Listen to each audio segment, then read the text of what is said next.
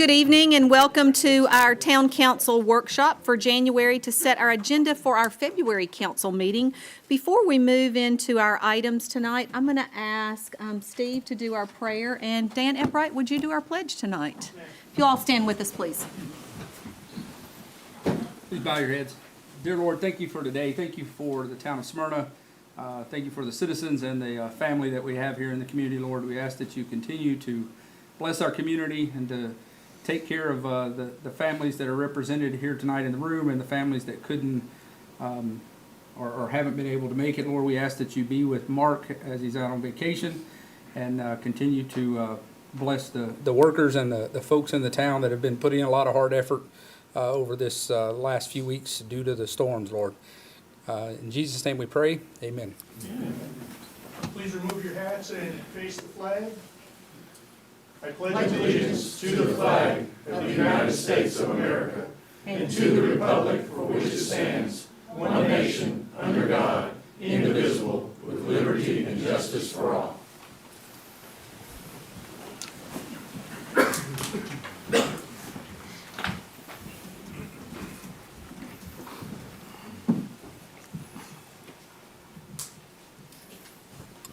So tonight we have some people here that we want to recognize, and first of all, I'd like to ask Miss Autumn Carter to come forward, please. If you'll come and if you'll just face that way we can make sure to get you on TV. I would like for you all to meet Autumn. Autumn is 17 years old. She is homeschooled. And she is a resident here in Smyrna, but lives in Bent Tree subdivision. And Autumn's here with her grandmother, Ann Carter, and Autumn's father, Coy, was not able to be with us tonight. He's actually working in Nashville, so we hate that he wasn't able to be here. But I want to tell you a little bit about Autumn and the type of neighbors that we have here in the town of Smyrna. On January 5th, Autumn and her father noticed smoke and flames coming from the roof of the home located close to them at 202 Pembroke Lane. They immediately notified the fire department.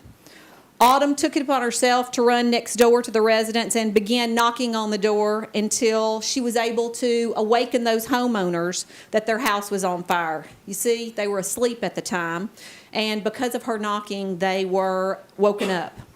The residents were able to evacuate themselves, their children, and several dogs from the home before the fire began to spread. It's because of Autumn's quick reaction and bravery to save her neighbors from what could have been a catastrophic loss of not only property, but possibly someone's life. So I think Autumn deserves a huge round of applause.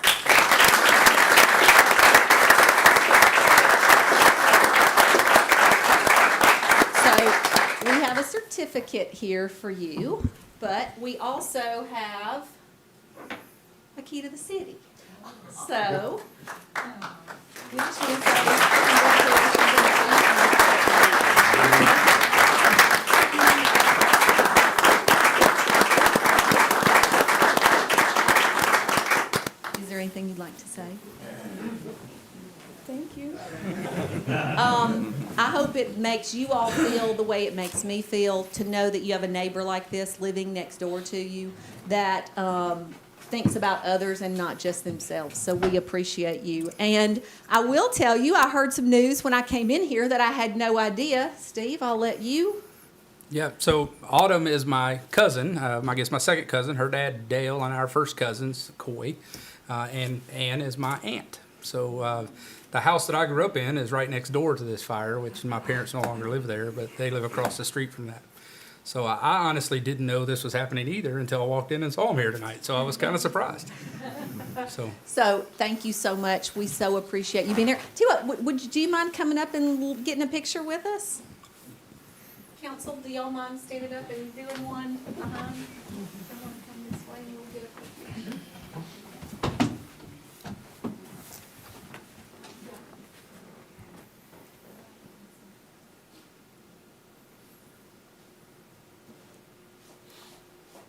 Smile like you're happy to be here. Thank you. Thank you all so much.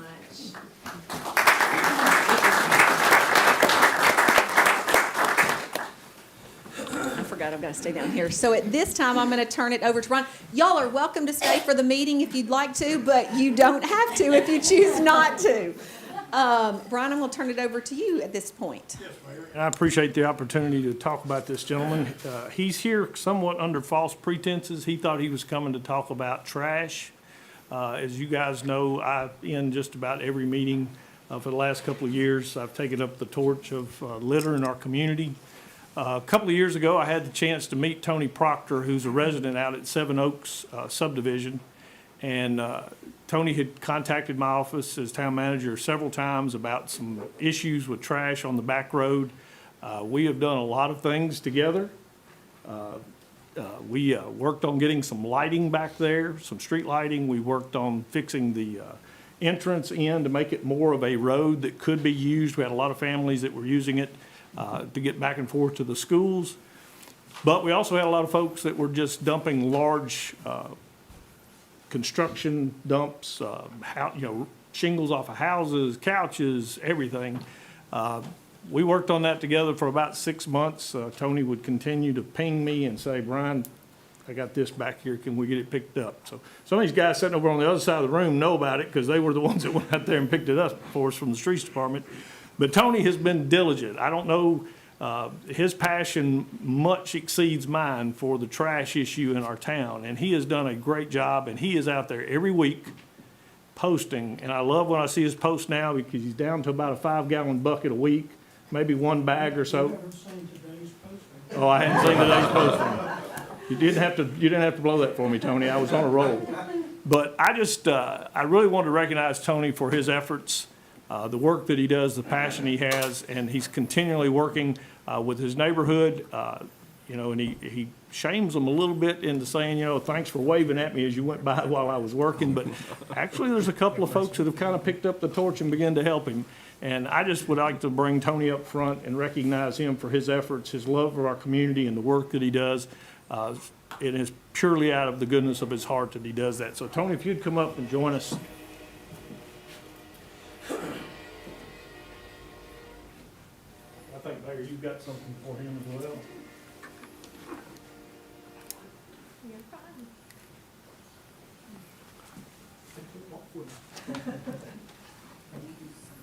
Tony, we have a certificate for you as well for your efforts. And I just want to say.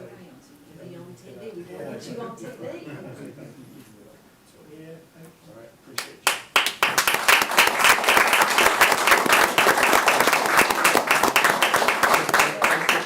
You'll get the council to stand up back here.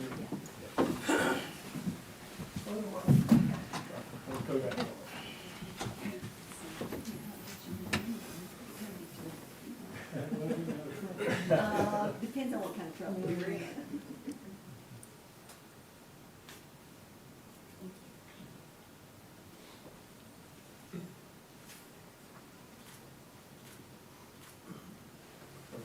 Is there anything you'd like to say? Yeah, sure. Anybody that knows me knows I'm scared to death right now. But thank you for this. I feel inadequate compared to the Hercules heroes that are here tonight. I have to share this with my neighborhood because without them and their helping, I couldn't do this or do what I do. But mostly I have to thank Mr. Hercules because he's been there eagerly helping whenever it exceeded my resources. And we need to talk about why you got me down here. I told him he was under false pretenses. I told him he was coming to talk about trash. Yes, you did. And he wouldn't be here today if we'd told him why. Yes, you're right. All right. Again, very much appreciated, and thank you. Thank you. Thank you so much.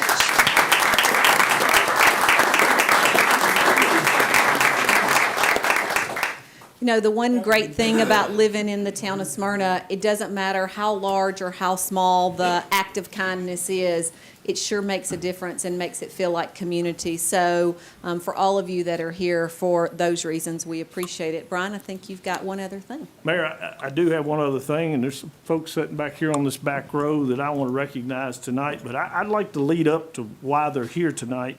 I don't know how long and how good our memories are, but about a week ago on a Sunday, about 6 o'clock, it began to flake a little snow here in town.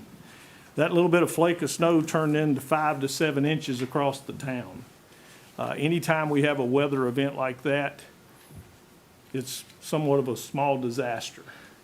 You couple that with the extreme temperatures that we saw from the standpoint of the lows. Typically, when we get a snow event, it'll last a day or two and it's gone because the temperatures will get back up in the 30s and 40s and we get the effects of the snow melt. Unfortunately, we had over 5 days below 32 degrees, and one of those days was -6 degrees. We had several days that the mornings were 2 degrees to 3 degrees. To give you the magnitude of what that means, the mayor and I were invited to listen in on a couple of broadcasts with TVA. Wednesday night, TVA and Middle Tennessee Electric both set new record peaks for energy use. Keep in mind, while that was happening, Nissan was shut down. Some of the other plants in town were shut down. So this was strictly the heating loads and the water heating loads and people at home. The schools were closed, those kind of things. So that's a pretty significant weather event. When temps get below 15 degrees, not everybody understands that putting salt on the road no longer has any effect. So as we had traffic, trying to maneuver through the town, running over the snow, compacting it, it turned into ice. I would say that we've had a significant ice buildup on many of our roads, as much as 3 to 4 inches off of this pack of the snow. Would you guys agree? I want you to understand how the town is set up to handle those events. The town has 6 salt trucks, 3 plows, 1 road grader, and 14 employees that deal with that for us. Well, what's that mean? We have over 660 lane miles of road within the parameters of the city limits of Smyrna. These guys, over a 4-day period, plowed and spread salt to over 500 miles of that roadway. Now, somebody's going to go, well, they didn't come down my street. Well, you're right. Many of those lane miles where we had to do 2, 3, and 4 coverages just to get the main roads passable. But over 500 miles were plowed and salted.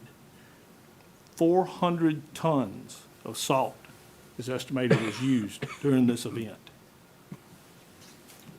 To make you understand what we do and how we work, we focus on the primary roads first. Lowry Street, Sam Ridley, Nissan, Amiable, some of those type roads. They get as much traffic through the major arteries to the interstates, to the medical facilities, those type things. That's where our focus is. Then we go to secondary roads.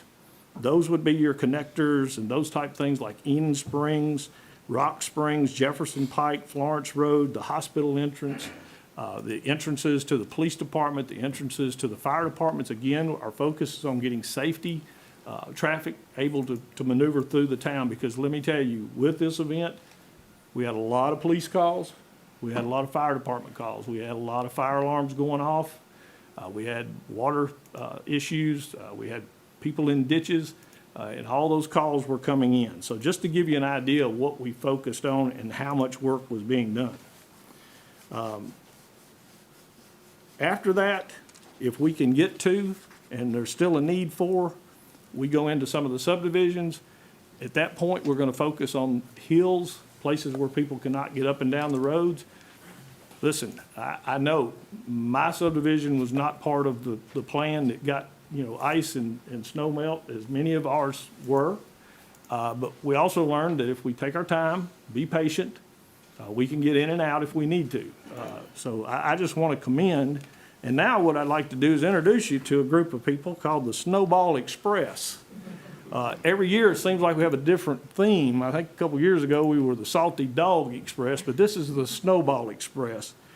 And I'm going to get to the guys in the back in a minute because I want them to be last to be recognized. But I want to recognize just how many people were involved in this episode for the town and dealt with some of the situations that mean something to each and every one of us. First, I want to recognize our PIO, Heather Kent. Heather was not able to get here, but I promise you her cell phone was charged and working. She put many posts, many things out there to try to communicate as quick as possible to our community. Our dispatchers, folks, I don't know if you know the value of a dispatcher, but you get in one of these type of events, you get in any disaster that we have to deal with within the town, those are those voices on the other end of the phone that bring a calming effect. And our dispatchers did a great job. We had a gentleman from the vehicle maintenance department. When you think about how many hours these trucks and these salt rigs were running, there was a lot of maintenance that had to be done because we were keeping those vehicles on the road almost 24 hours a day. So James Malone from vehicle maintenance was in. Also want to shout out to our gas department and our water department. In conditions like this, we had water meters literally freeze.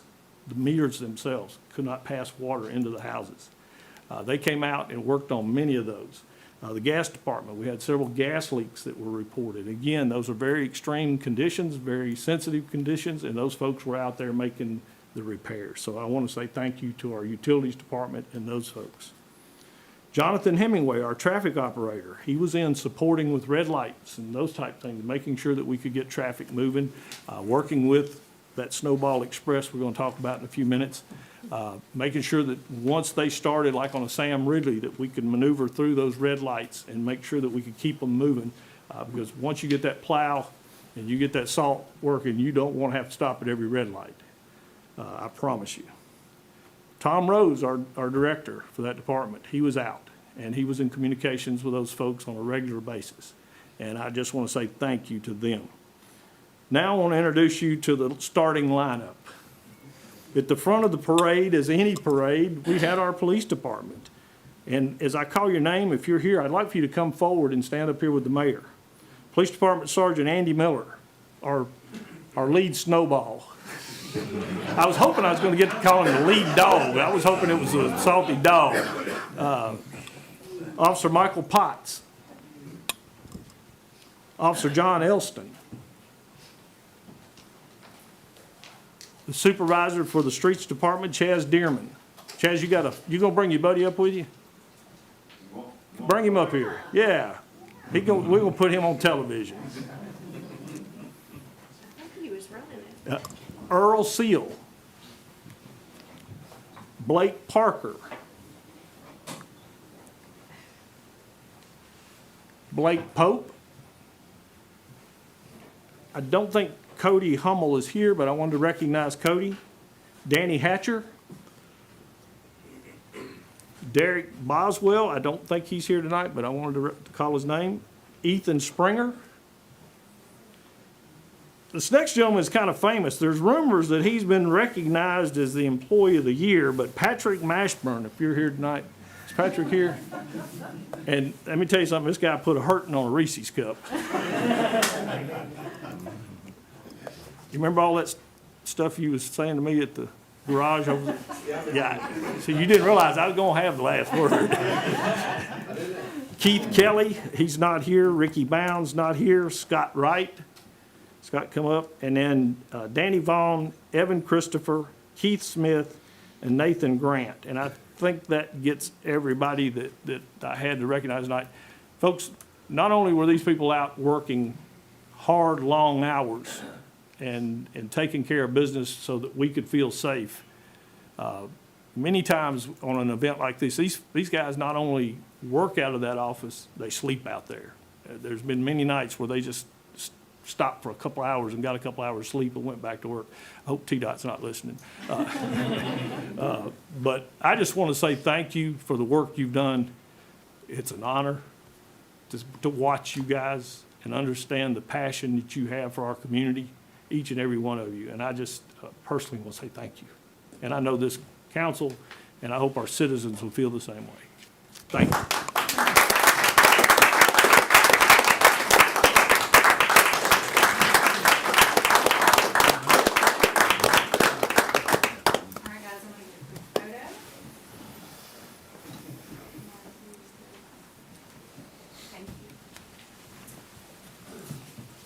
Well, first of all, we didn't get, so can you tell us your name? Beckham, Beckham, and how old are you? 7, 7, and where do you go to school? Overall Creek. Overall Creek, and do you want to shout out to your teacher? Miss Shooter. So we're glad to have you. Anything you'd like to say? You sure? Okay, okay. We'd also like to say Maybe thank Patrick you. would like to say something. We'd also like to say thank you to each one of you, not only to you, but to your families as well, because they were having to be at home worried about each one of you that were out trying to take care of all of us. So on behalf of myself and the council, thank you all for the hours that you've put in. We appreciate each one of you. And you're welcome to stay for the meeting if you'd like to, but if you don't, we totally understand. So we'll leave that up to you guys. Thank you all. Thank you.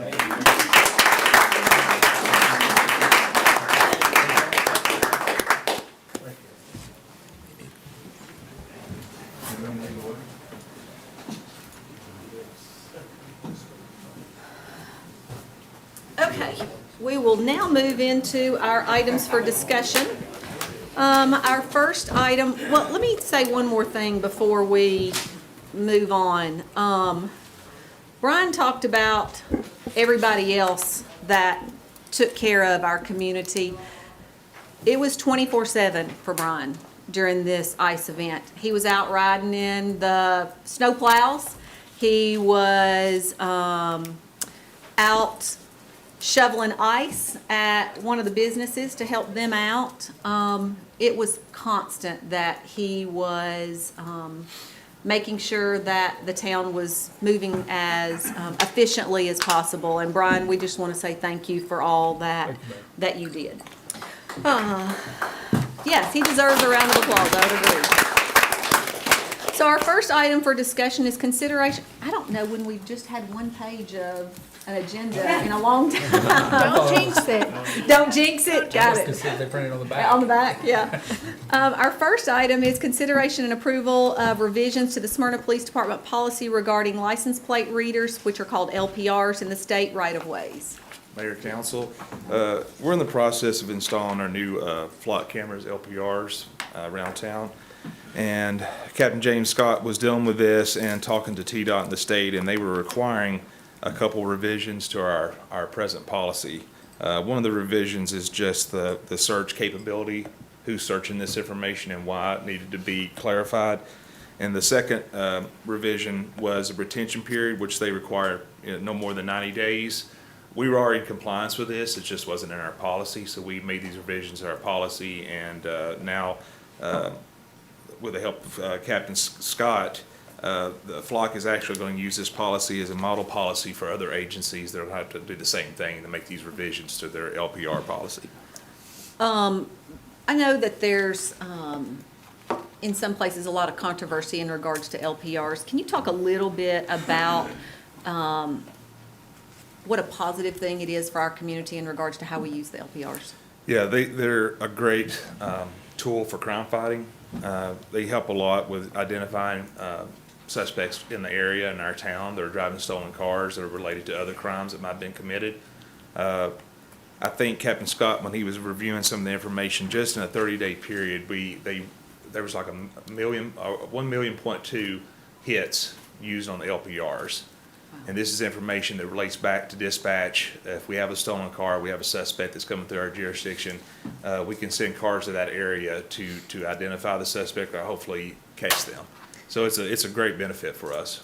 I know that we've also solved some crimes that have taken place in our town by the use of the LPRs as well. Yes, many crimes. Yes, ma'am. We were the first one in Rutherford County to have this, and now a lot of the communities around us are Are bringing using it in too. Okay, questions for Chief on this? Then we'll move on to item 2, which is approval of the terms of and authorization for the mayor to execute an agreement with Energy Land and Infrastructure to design Phase 2 of the Rock Springs Road Sidewalk Project that's going to go from Mason Tucker to Old Nashville Highway. Hey, Tom. Hey, Mayor, Council, thank you very much. Eli, we talked to Eli Consulting about putting together some construction plans to do survey, engineering design, and help with the right-of-way acquisition for any easements necessary for the project. Basically, what we're trying to do is we're going to be designing and then ultimately constructing a sidewalk all the way from downtown to Mason Tucker. Then this project, that's a Phase 1 that's currently in design, and we're going to be getting some easements on it. And then this Phase 2 takes from Mason Tucker to Old Nashville Highway to create a loop for pedestrians, Great. Questions for Tom on this? How wide will the sidewalk be? 5 feet. 5 feet? And it'd be On which one side of, north or south? north side. Thank you, sir. Wait, I have another question. Do you have to have a beard to work in the streets department? No, but it's definitely a bonus. But, so I see you've got one, you know, if you're looking forward to your application here soon. Yes, let's keep Steve, you too? Just so you know, understand. he is starting to get bored at home, so I think he might be able to, Can I get a job? Yes, You get a part-time absolutely. position I for can you? fill a Absolutely. pothole, baby. That sounds good. Okay, we'll move on to item 3, which is approval of the terms of an authorization for the mayor to execute an agreement with Randy Button and Associates to appraise properties along Rock Springs Road for drainage and construction easements for a new sidewalk. And this is for the Phase 1 section, which goes from Division Street in downtown to Mason Tucker. There's a few tracks, I think it's 9 tracks that we have to purchase easements from so that we can move some drainage structures out of the way to be able to get the curb and sidewalk in. Questions on this? Time frame? As soon as they get started on this, you know, it just with right-of-way acquisition or easement acquisition, it kind of depends on the person you're talking to. They could be, you know, what they're gonna do is, what Randy will do is go out and appraise the property. So his appraisal will probably only take about, I'm guessing, a month or 2 to put a report together. Then we'll send that to a negotiator, and that's the part where it could be very quick if someone signs immediately, or it could take a long time if someone is against it. Other questions? Moving on to item 4, which is approval of the rankings of the respondents for the Safe Streets for All Planning Grant by the Request for Qualifications Review Committee. Thanks. This is a grant that the Safe Streets for All Committee got together. We applied for it. We were able to get a planning grant, and now we're given notice to proceed by FHWA. So we went out and collected RFQs from 5 different respondents: Reagan Smith, Crawford Murphy and Tilly, Collier Engineering, Neil Schaefer, and Kimley Horn.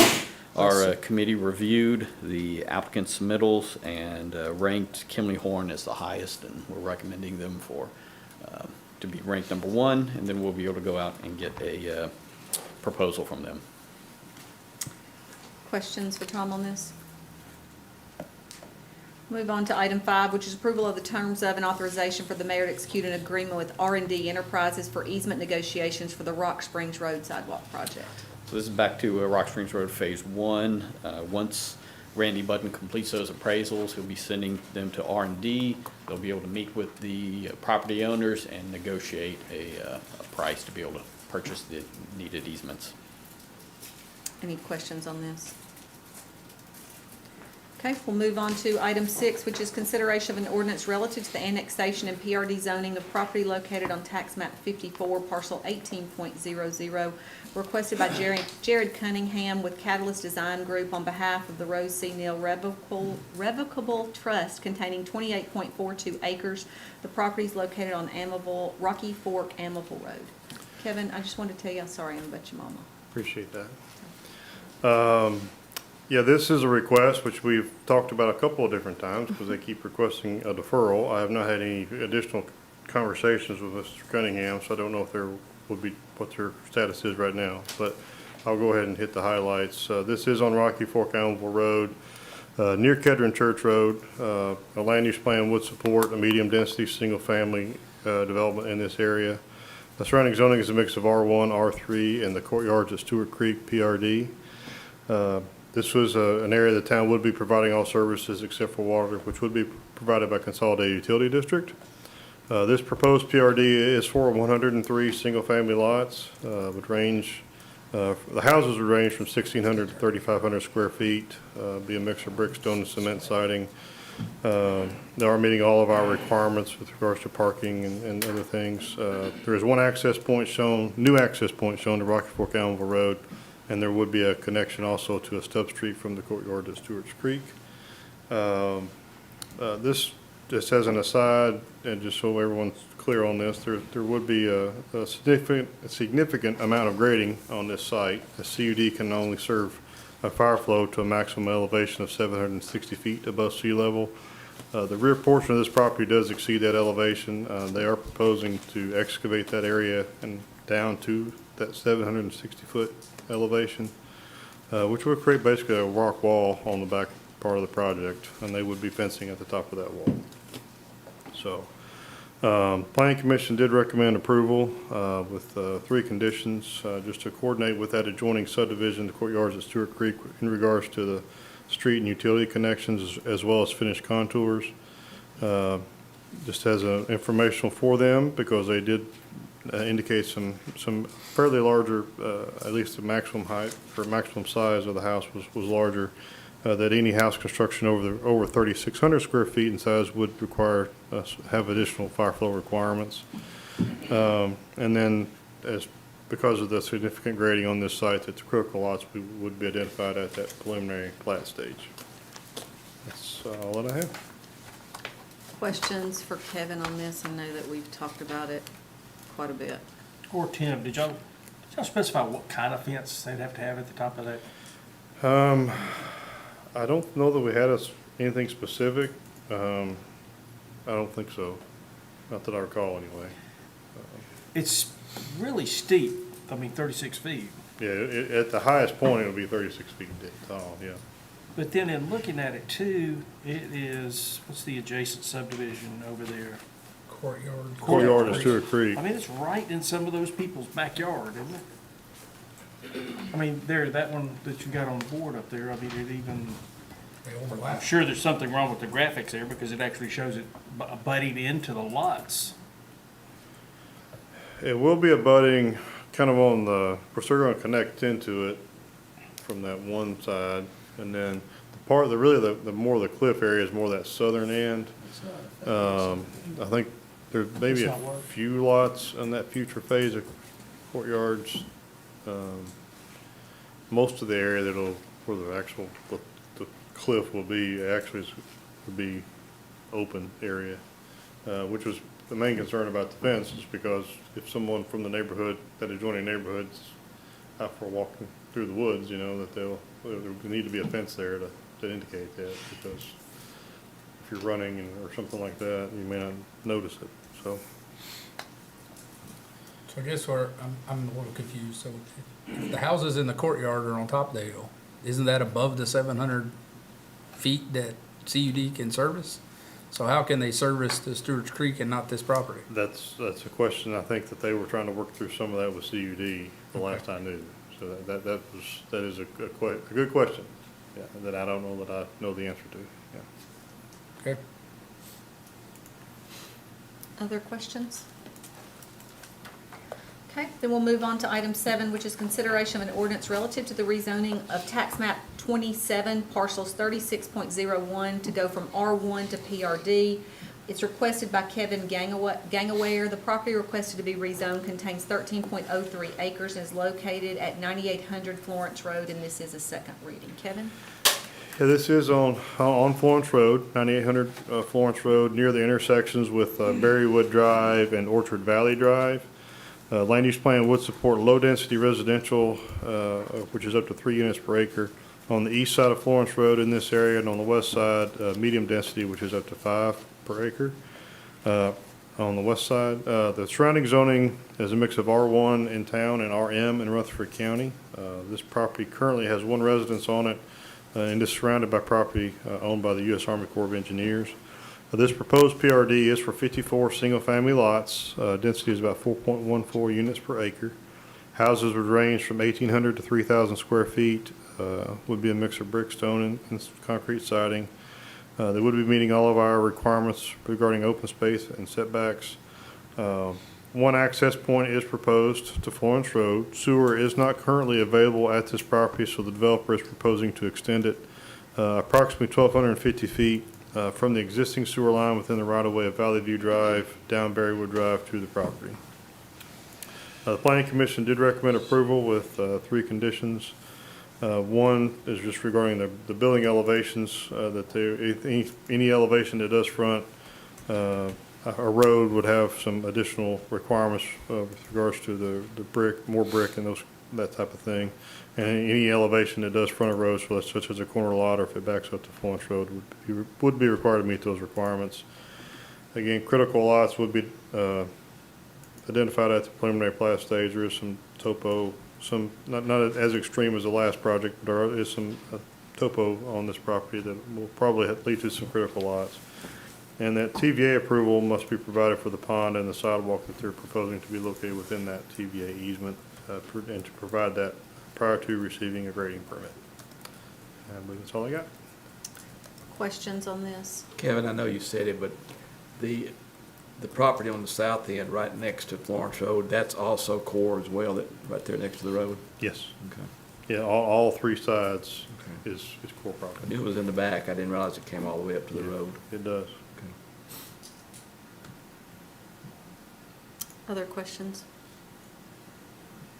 Okay, seeing none, we'll move on to item 8, which is consideration of a resolution authorizing the town to file an application for a transportation planning grant from TDOT for an update to the major thoroughfare and bicycle and pedestrian plans. Kevin? Yes, this is a program that TDOT has, a Transportation Planning Grant Program, which is a funding program. It's open to local governments to encourage local transportation planning. The grant has a maximum award of $200,000. Local government is required to match 10%. TDOT does take ownership of the project from the standpoint of the final selection of the consultant and payment of all the consultant invoices. Basically, we would pay them, if we were awarded the grant, we essentially pay them our 10%, and that's really all we have to do with regards to management of the project. Other than the process itself, which they do allow for local governments essentially to run the process once they select the consultant. The town budget does currently have $125,000 within this year's budget for this plan update. We have not begun that process in anticipation of the possibility of this grant award. Typically, this grant is open, applications are open in September. For whatever reason, TDOT this year did not open it till January 2nd. And so we've kind of waited for this to be an option for us. And so I have basically completed all the application part of this process other than this resolution. This is something TDOT is required as part of the application, that there be a resolution of support. There's a couple things in the resolution that were specifically required. One, that we acknowledge the maximum grant being $200,000, and there is a 10% match up to that $20,000. And if we are awarded the grant, then we would provide the matching funds. And that the other part of it is that the town, we had to commit to that we would adopt the plan that results from this grant award by resolution. So, that's all I have. Questions for Kevin on this? Okay, we'll put that on our agenda. And our last item tonight is consideration of an ordinance amending Title 12 of the Municipal Code, specifically 602 relative to the International Residential Code and 702 relative to the International Energy Conservation Code, and this is a second reading. Good evening, Mayor and Council. This is an amendment to the Title 12. It reflects changes that the state has asked us concerning the testing of certain blower ducts and certain other equipment. In our current one, it's a mandatory testing, but they have now changed to it being an optional testing. And this also replaces some tables for insulation requirements and stuff as well. Questions for Todd? Thanks, Todd. Oh, my word. Charles, anything tonight? No, there were no snowballs in Florida. Oh, so we're rubbing it in. We're rubbing it in. I'm glad you had a nice trip. Thank you. Carl? No, ma'am. Thomas? Mike? Rex? Yes, ma'am, we start the budget process tomorrow morning, and we'll be meeting with Mike Strange and going over all of his budget requests, and all of next week will be booked out for departmental meetings. For the audience that is at home, Rex was telling us that the budget process starts in the morning, and he is so looking forward to that. He said he will have trouble even sleeping tonight because he is so excited to get the budget process started. We know that this is a long process for you all, and we appreciate all the hard work that you all put in to bring us the budget that we can review and talk about at our retreat. So we wish you all the best in that process. Kevin? Hal? Michael? Todd?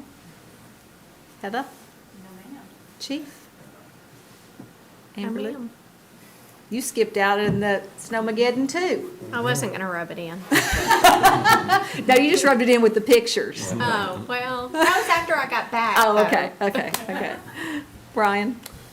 Mayor and Council, I do have a couple of things I'd like to share tonight, and just wanted to let everybody know, I heard you say it when Kevin came up. If you did not know, Kevin Rigsby's mother passed away this past week, and we do send our condolences and continue to lift prayer for your family as your father deals with the loss of his spouse and you, the loss of your mother.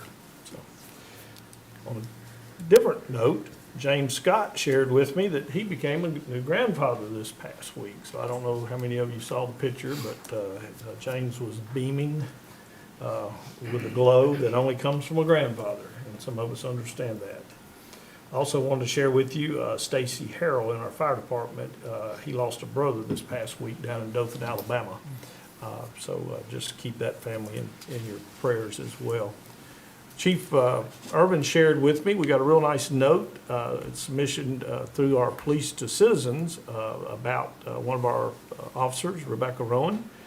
She did a great job in servicing while it was raining. She was pleasant, and her demeanor as well as her professional way of helping and helped this person from being very nervous, and I think it was related to a car accident.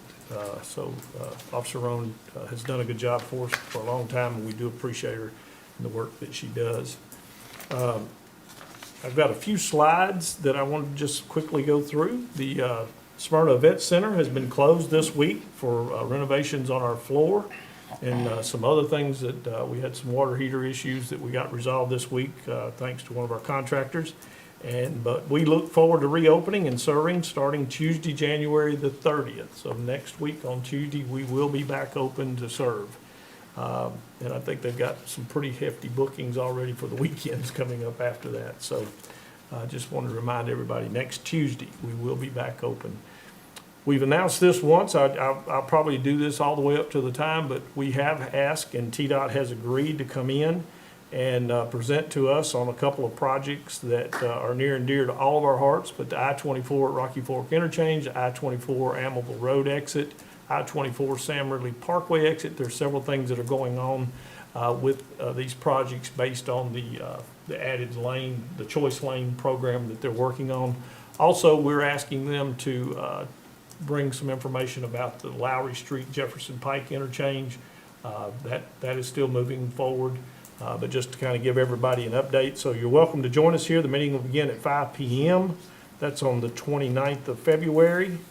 We'll also be streaming on Facebook and Channel 3. And then you'll be able to go on our YouTube channel if you miss those opportunities and pick it up at any time after the meeting the next day. Couple things going on out at the park. There's a disc golf workshop going to be held. This is for people that want to learn a little bit about one of the fastest growing sports in the nation. If you've not seen disc golf, I've seen a couple of on ESPN and stuff. It's kind of like pickleball. It's beginning to really kind of catch on for folks, and it's been out there for a while. But we have a really nice facility out at Sharp Springs Park. But for $2 a person, you can come out and learn some. Develop some throwing techniques and those kind of things. There will be disc provided for the training. This is located at Sharp Springs Natural Area, 1000 SB Drive, Shelter A. Basically, go to the end of Sharp Springs Park at that shelter. And this is for all ages. Under the age of 18 must be accompanied by an adult. Registration is required through Community Pass, or contact mike.craft@townofsmyrna.org for more information. It'll be a lot of fun. Next, just want to say thank you to Carol's Tree Service. They provided mulching of our Christmas trees this year for us, and they did that at no cost to the town. All the trees that were dropped off at Lee Victory Park out by the football field, they came in and mulched them up for us, and we appreciate them doing that. Another opportunity through SOAC, we've got a free financial class for adults provided by Taylor and Associates. A free financial curriculum is included for participants. Free child care will be provided for ages 7 years plus. Adult guardians must attend the financial class to take part of the free childcare. It's not going to be a place to drop them off and go have dinner and come back. You have to be going to the class.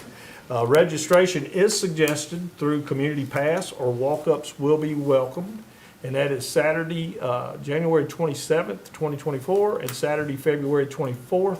And it's from 7 p.m. to 8:30 p.m., and that is at 100 Sam Ridley Parkway at the event center at the SOAC side of the building.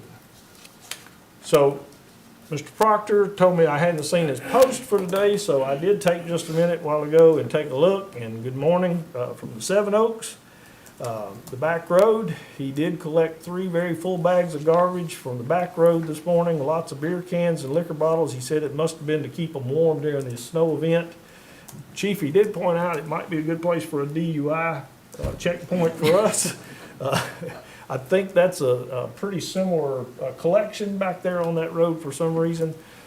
He did explain to me that the turn warning sign has been knocked down, Tom, so if we can get somebody to take a look at that so we don't have anybody running through there and not taking heed to the turn sign.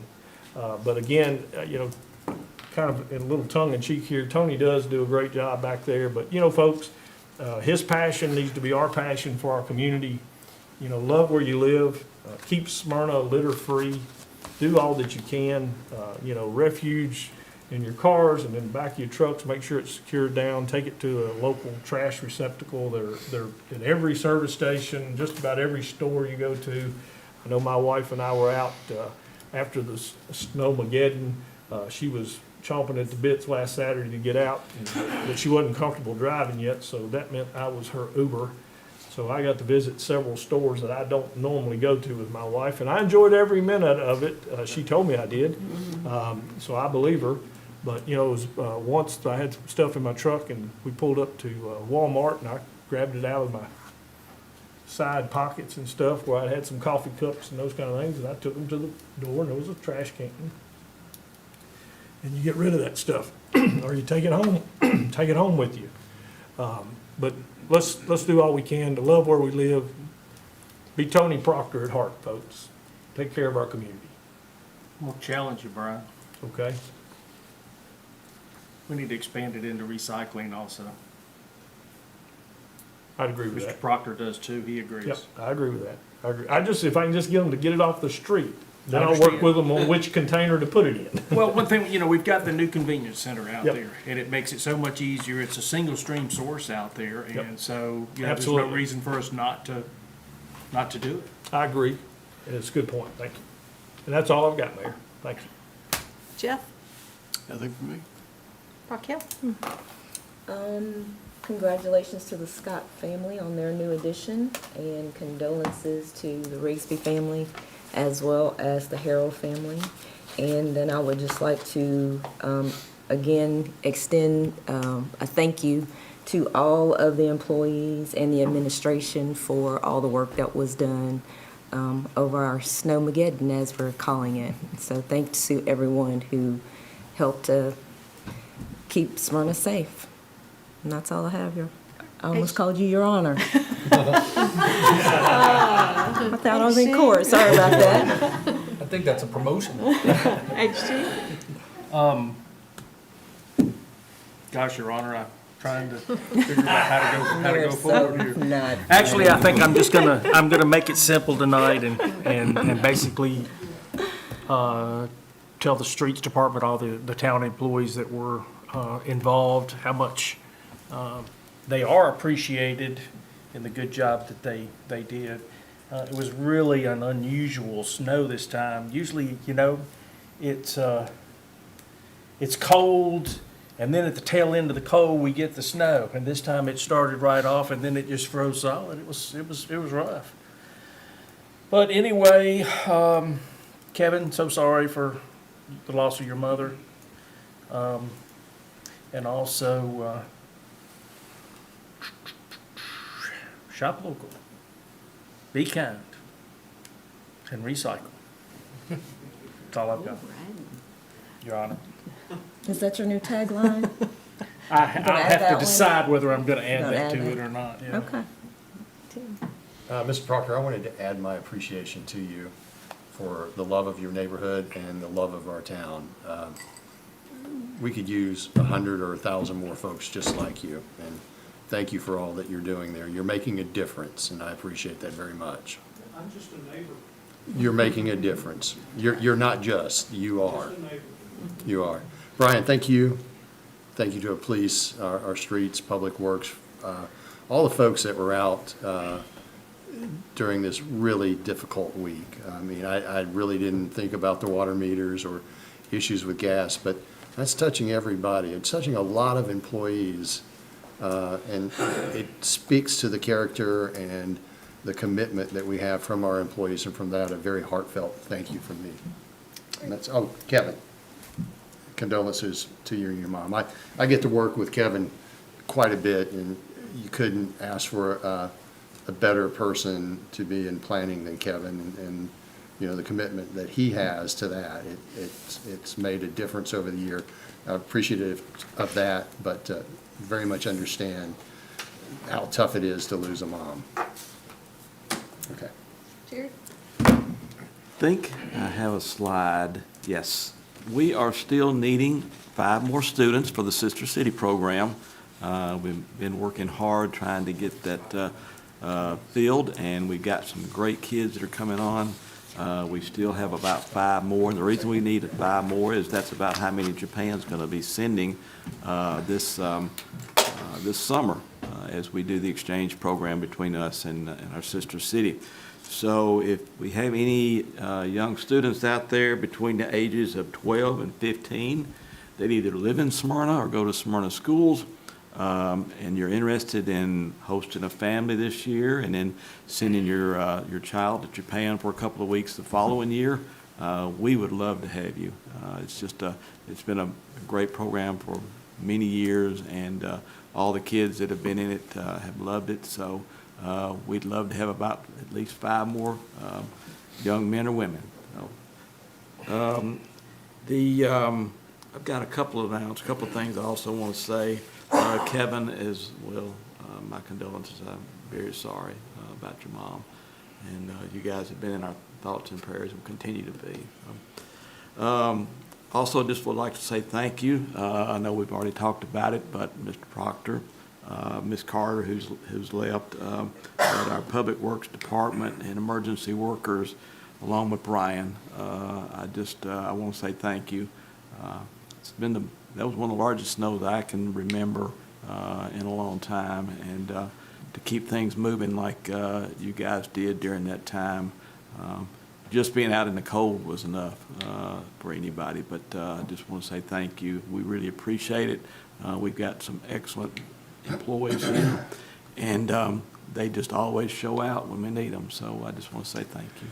That's all. Couple things, condolences, Kevin. I'll add mine to the list, and as we get older, we have to deal more and more with our parents. My mom and dad are fortunately doing well, but we lost my father-in-law earlier this year, and it's still kind of taking a toll on my mother-in-law. So condolences for sure. Mr. Proctor, thank you. And honestly, completely surprised to come in and see my cousin here tonight.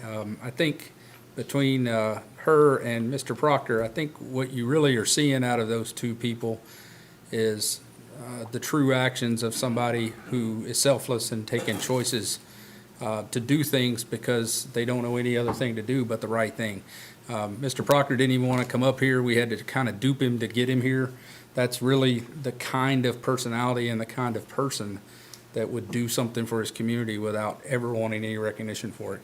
And the same thing with Autumn. I've texted several people in my family while we've been here tonight, just letting them know this was even happening tonight.